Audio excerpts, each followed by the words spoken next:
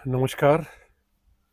तो पिछली बार हमने बात की मकान के बारे में और मकान से रिलेटेड जितनी भी स्टॉक्स थे वो डिस्कस किए और आपको एक लिस्ट दी मैंने बनाने के लिए जिसमें से आप चूज़ कर सकते हैं 2025 के लिए।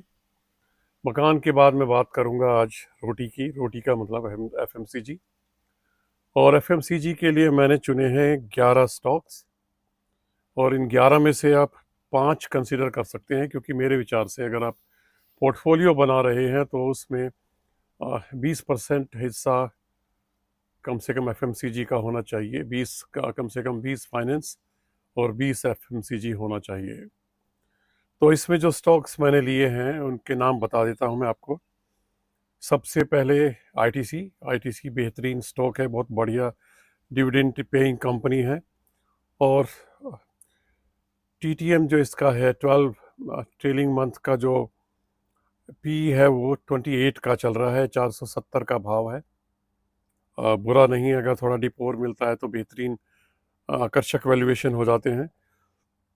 कोलगेट 56 का पी ही है, थोड़ा हाई है और भाव 3000 का है, बढ़ गया काफ़ी।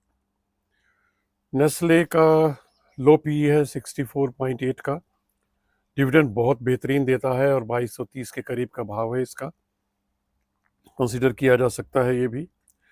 एचयूएल सबका जाना पहचाना लो पी का स्टॉक 56.34 का पी है, और जो कि बेहतरीन वैल्यूएशन पे आ जाएगा अगर थोड़ा सा और करेक्शन हो जाए तो, और 2000 के आसपास आ जाए तो मज़ा ही आ जाएगा। इसके बाद बहुत बेहतरीन स्टॉक है जो बहुत दौड़ा है, भाव छूने ही नहीं देता खरीदने के लिए, मिसेस बेक्टर फूड। बहुत हाई पी है, 88 के पी पे, और भाव भी 1800 के लगभग हो गया है। अगर ये कहीं 1000, 1100, 1200 के आसपास खुशकिस्मती से मिलता है तो बेहतरीन स्टॉक हो सकता है ये। उसके बाद वरुण बेवरेजेस लिमिटेड भी लो पी पर है, बेहतरीन स्टॉक है, 625 के भाव पे आसपास अवेलेबल है। इसके बाद एक और स्टॉक है हिंदुस्तान फूड्स। हिंदुस्तान भी लो पी पर है, 67 का पी है और भाव 556 का है। भाव भी काफ़ी करेक्ट हुआ है, 600 से ऊपर था ये, काफ़ी दौड़ा भी और फिर करेक्ट भी काफ़ी हुआ। पतंजलि, जिसका कोई नाम नहीं लेता और मेरे पोर्टफोलियो में भी नहीं है, और मैंने कभी कंसिडर भी नहीं किया कि पतंजलि पोर्टफोलियो में होना चाहिए मेरे में, लेकिन फिर भी मैं आपके सामने रख देता हूँ। एवरेज पी है इसका 65, 1790 का इसका भाव है।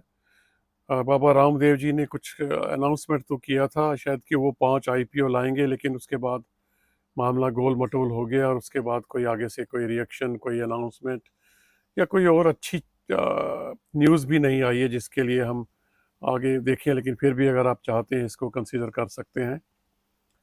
इसके बाद आता है ब्रिटानिया। ब्रिटानिया का एवरेज पी है, कंपनी बहुत बेहतरीन है, 55 का पी है और 49 का बेहतरीन रेट है, बहुत करेक्ट हुआ है ये। अभी कुछ दिन पहले अगर आपको याद हो तो ये 5455 5600 तक था ये।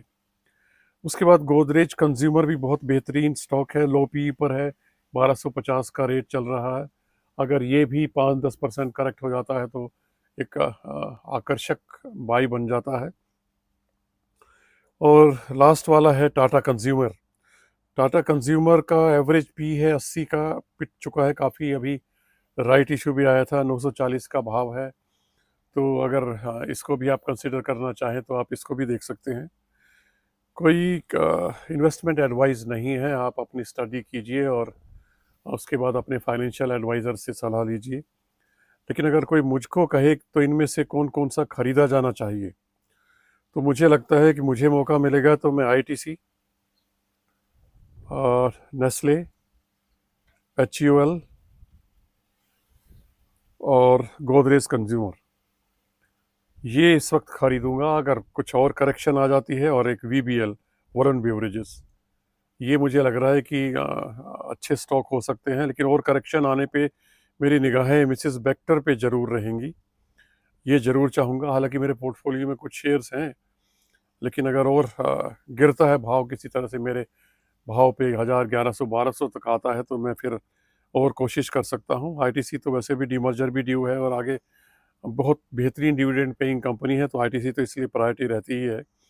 तो आईटीसी, नेस्ले, एचयूएल, वीबीएल और उसके बाद गोदरेज कंज्यूमर। तो मेरी लिस्ट तो इनको लेके बनती है। आप देखिए आपकी लिस्ट किन शेयरों पे आके अटकती है और देखिए आपको क्या ठीक लगता है और क्या नहीं।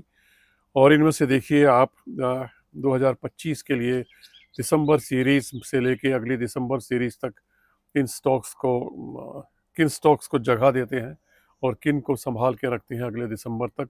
अगर दिसंबर तक संभाल के रखते हैं तो इसका मतलब वो शेयर्स अच्छे हैं और वो आपके पोर्टफोलियो में जगह बना चुके हैं। वैसे तो ये सारे जितने भी मैंने नाम लिए हैं, जो मैंने 5-6 सेलेक्ट किए हैं, ये आगे लॉन्ग टर्म के लिए बेहतरीन स्टॉक हो सकते हैं। चलिए आज के लिए इतना ही, फिर देखते हैं अगले सेक्टर के लिए क्या क्या नाम निकलते हैं।